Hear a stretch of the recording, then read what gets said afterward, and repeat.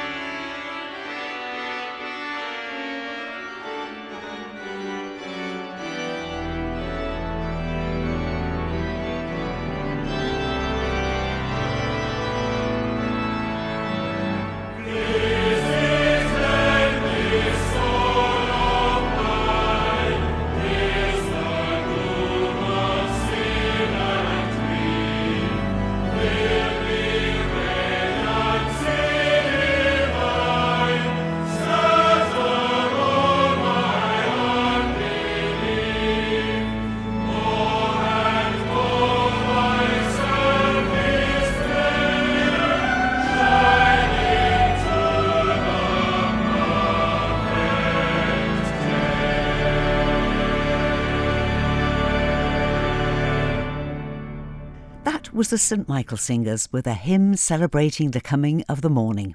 Yesterday was the first day of the Guild, the Manx Music Festival, and as I was in the Villa Marina preparing to start my daily reports on the classes, I felt again the sense of loss of a friend and colleague who was a keen supporter of the Guild and a co-presenter with me of our coverage here on Manx Radio. I'm sure you've guessed I'm talking about the late John Kennaugh. And as I was thinking about our work on the Guild together, I remembered that I have some recordings of his thought for the day for Easter time, and I thought we could share them again a little later in the programme. But first, let's welcome back Reverend David Gordon, a former pastor of Broadway Baptist Church here in Douglas, who was back on the island recently at the invitation of the Island Spirituality Network to give a talk entitled In the Steps of Vincent Van Gogh. David left the island some 18 years ago and is now minister and team leader at Kirkintilloch Baptist Church north of Glasgow. David has had an interest in Van Gogh for a number of years, and during a sabbatical last year he spent time tracing the artist's life. And he made some surprising discoveries which revealed that being an artist was not actually the biggest driving force in Van Gogh's life. Here's David now to take up the story. I discovered really that Vincent's father was a pastor in a small church in Holland, and also his grandfather was a pastor as well. And so he very much was brought up in a Christian home where he was taught Bible stories. And in fact, it was almost assumed that somebody within the family would end up going into the church, if you like. But he showed no inclination to do so. Then he began work in The Hague with an art dealer. In fact, the art dealer was his uncle. The Van Gogh family were quite wealthy in terms of the wider family. And eventually he got moved to London. And at some point in his early 20s when he was in London, he had what could only be described as almost an evangelical conversion. And we have no idea how that happened. But he lived in sort of Kennington Oval area, Brixton area, in the south side of London. Only a fairly short walk from Spurgeon's Metropolitan Tabernacle. Now, Charles Haddon Spurgeon was the event that you went to in London on a Sunday at the end of the 19th century. You know, he regularly had 6,000 people attending his services. And so whether you were religious or not, that's where you went on a Sunday. Vincent kept on his bedside table when he lived in London a Bible and a little book called Little Gems from Spurgeon. And certainly by the time he left London on the first occasion, he had a very, very clear sense that he wanted to give his life to serve God. So, what happens next? Well, he ended up getting sacked from the art dealers in London and ended up moving back to Paris and back to Holland briefly. But then he saw an advertisement which brought him back to help as a teacher in a small boarding school in Ramsgate. That only lasted a few months whenever the school moved to Isleworth near Richmond in London. And there he started work almost as a curate within the church. He wrote hundreds and hundreds and hundreds of letters to his brother, and most of those are still available. And he was almost a more avid letter writer than he was a painter. And so only if you read his letters do you understand the man. And at this point he was going to prayer meetings, he was teaching in Sunday school. Then in 1876 he preached his first sermon in Richmond Methodist Church. He preached from a verse in Psalm 119. And he says, when I came out of the pulpit, it was like coming out of a cave into the light. And he used to preach in various little chapels around the Richmond area. And he did that for maybe about a year before heading back home at Christmas time. And his family weren't overly happy because he wasn't earning much money. So he ended up moving to a bookshop in a place called Drenthe. But yeah, while he was in London, he used to preach around. We even know what his favourite hymn was. His favourite hymn was an old Sankey hymn, Tell Me the Old Story of Jesus and His Love. And whenever he was on holidays in Paris, he laments the fact that he missed the great revival crusade at Spurgeon's Tabernacle by Moody and Sankey. He then attempted to train for the ministry to become a minister, but he struggled with all the Latin and the Greek. This was in Amsterdam, and all the entry qualifications in order to study theology. So he left that and went to a training college outside Brussels to train people as evangelists or missionaries. And he didn't do particularly well at that either, but he had a real passion to bring the good news of Jesus to the most hurting people that he could find. And so he ended up, he was now about 27 at this time, or 26, and he ended up working in the Borinage in Belgium, in perhaps one of the poorest districts in Western Europe amongst coal miners. And he ended up living in a hovel because he didn't feel he ought to live in better quality accommodation than the miners. He would go down the mines. He would meet with injured miners because there was often explosions in the mines. He even ripped off his shirt in order to tend to the wounds of miners who had been hurt. And he would kneel beside them in their little cottages and pray with them. At the end, he almost burnt himself out. But what happened was the church leaders said he was acting in a manner that was unbecoming a Christian minister. And that's what really struck me, how the church authorities at that time said, you know, you really can't live like this and function like this and call yourself a Christian minister. And so they took that away from him. And he was devastated because he used to love reading Thomas à Kempis, The Imitation of Christ. And he says, I just want to imitate Christ. I just want to serve him. I just want to sacrifice everything for him. And so he ended up becoming really disillusioned with the church. And he says, I've decided to pick up my pencil and draw and paint again. So he only painted for the last 10 years of his life. This difference with the church must have been heartrending for him. What happened to his faith then? Well, that's a great question. I think there's a lot of dispute over what happened to his faith beyond then. I think he never, ever was reconciled to the church as an institution. So even when he died 10 or 11 years later in 1890, at the age of 37, it was actually advertised the day of his funeral. The service would take place in the church at Auvers. But when it came to it, he wasn't allowed to have the service. And they had to score out all the details of where the service was being held. Partly because he had committed suicide. And as far as the church authorities were concerned, there was no hope eternally for people that took their own lives in those days. And so the funeral took place in the little flat that he had rented and simply walked up to the cemetery with no priest, no minister, no involvement by the church authorities. But I think throughout his life, he never ever lost his faith. I think there were times when he lived in Paris, he was very far away from God and almost ended up an alcoholic. But I think particularly when he went to Arles in the south of France and actually ended up in an asylum, there's a whole load of indications in his paintings that he had found hope and still trusted ultimately in God. And I think unless you read his letters where he explains what he's trying to show, that doesn't come across. If you just look at the painting itself, it's not obvious. But whenever you read the letters where he's explaining to his brother why he was painting this, you then begin to see something different.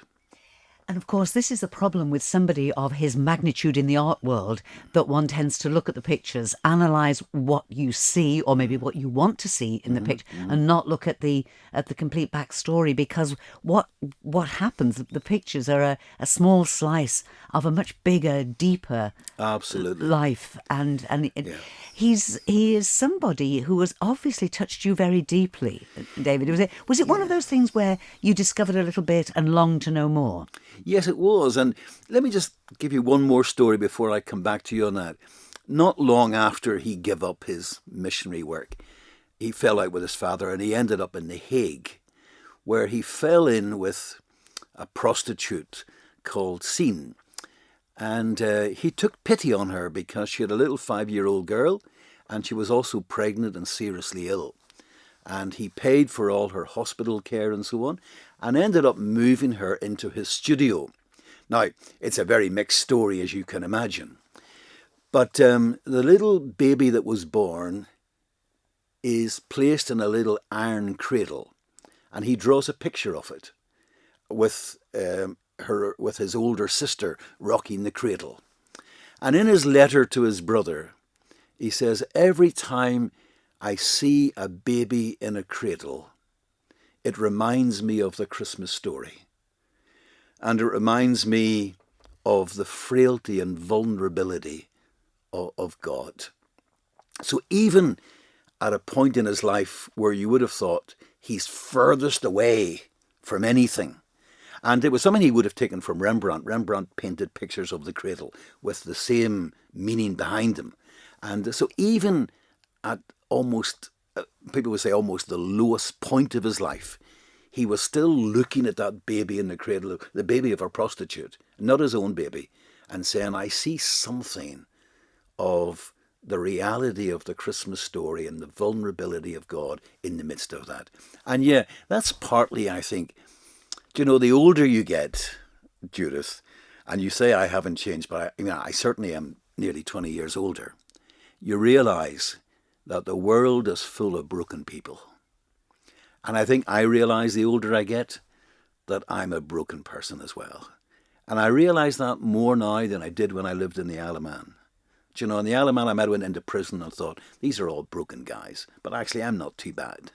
The longer I live, the more I realise how broken I am and how broken almost everyone in my church is.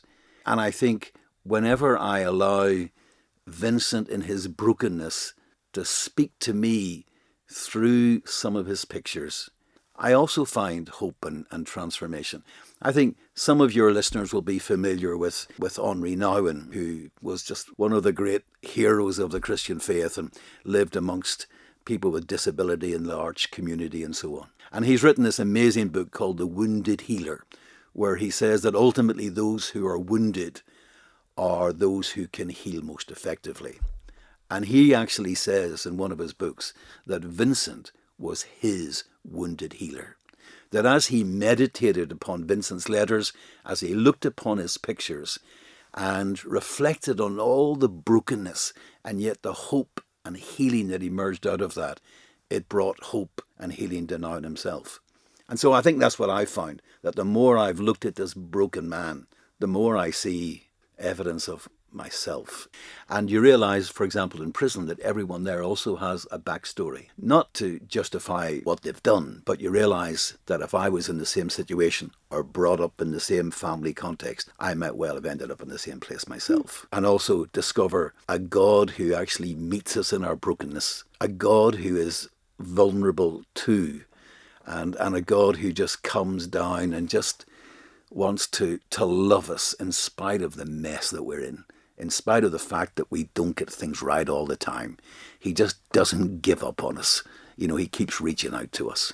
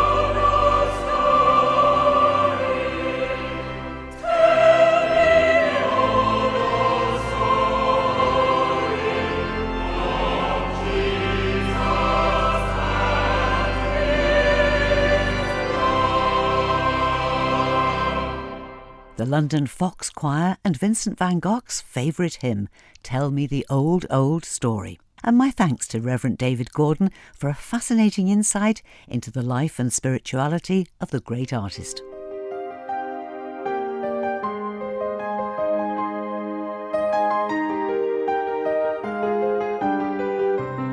John Kennaugh was a regular and very popular contributor to our Thought for the Day feature here on Manx Radio. He could always see and explain a connection between his life as a farmer, his love of nature, and his love and trust in his Lord. He loved the changing seasons of island life too, and could always see God's hand in a moment at the Royal Show or the TT races. This morning I offer you just a small selection of John's thoughts that was for so many of us either the perfect reflective moment before sleep or an inspiring thought to send us out into the day ahead. The northern end of Llewellyn Mountain rises steeply above the valley just west of St. John's, and even on a sunny day there is a long shadow, and it's a cold, miserable experience if you're living under that shadow. But as the sun gets higher, the shadow recedes, until on the longest day the whole valley is bathed in glorious warm sunshine, with all the evidence of high summer.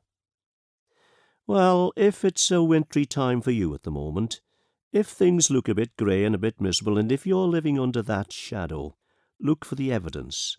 Look for the evidence of the hope that is God's hope, the evidence of the shadow receding, the sun getting higher, things getting better, the Christian hope that sustains us when things aren't as easy as they might be. Our lambing season, it's probably the most demanding time of all the farming year, because you're never quite sure when you've done enough. If I'd gone out to see them at 3:30 this morning instead of leaving it till 6:30, might I have avoided that particular problem? And when you get in after an NFU meeting in the evening, you really don't feel like getting changed into waterproofs and going out in driving rain to see that all is well, and if it isn't, well, sort it out, no matter how long it takes or how wet or how cold you get. Can you believe, then, that there are special moments that remind me of the miracle I witness every time I see a lamb born? To see a newborn lamb take its first breath, a process that must continue uninterrupted for the rest of its life, really does fill me with wonder. Easter and Jesus' resurrection speaks of new life. And if I'm privileged to see God creating life right in front of my eyes as a shepherd, why should I question his ability to create eternal life?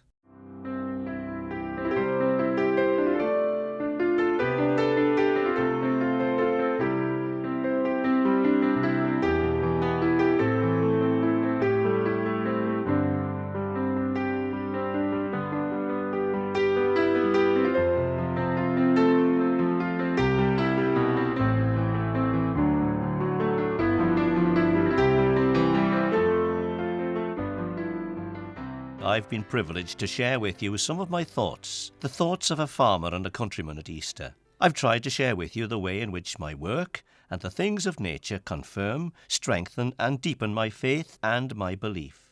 When Jesus said, "Unless a grain of wheat falls into the ground and dies, it stays just as it is," I know exactly what he means. I've only to look over the gate of the field sown to barley last week. When he talks about flowers and birds, I live and work among them. And when God says springtime and harvest won't fail, I depend on that for a living. When Jesus says, "I'm going to prepare a place for you," well, I can believe and understand that in the same way as I understand or trust the things I see in the course of my work as a farmer or my life as a countryman.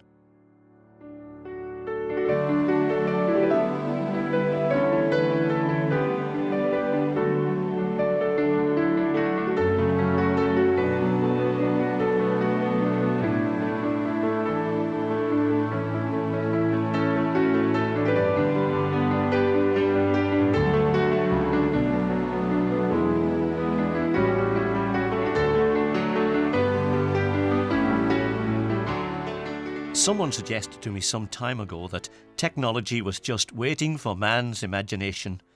Gadgets and wizardry are progressing so fast that we're in grave danger of losing our sense of wonder. You've only just marvelled at what a gadget can do when you discover that it has been superseded and it's now out of date. And what about mystery?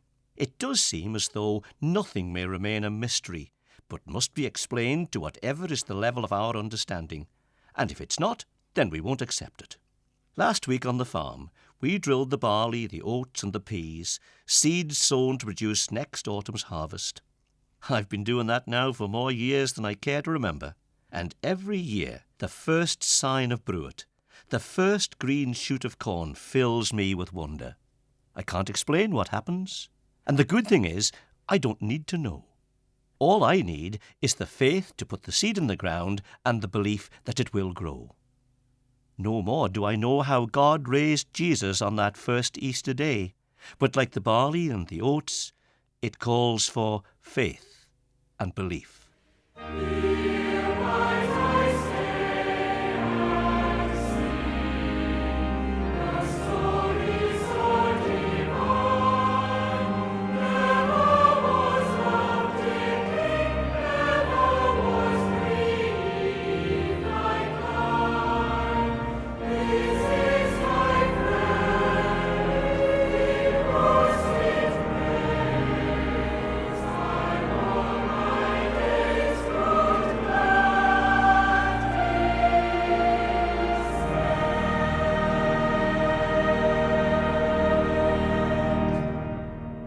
Thank you for listening to this week's Praise Podcast. There's a new Praise Podcast available every Sunday morning. You can subscribe for free at Apple Podcasts, Google Podcasts and Spotify via the Manx Radio smartphone app or at manxradio.com. So, till we meet again, this is Judith saying thank you for your company, and I wish you and those you love every blessing in the days ahead.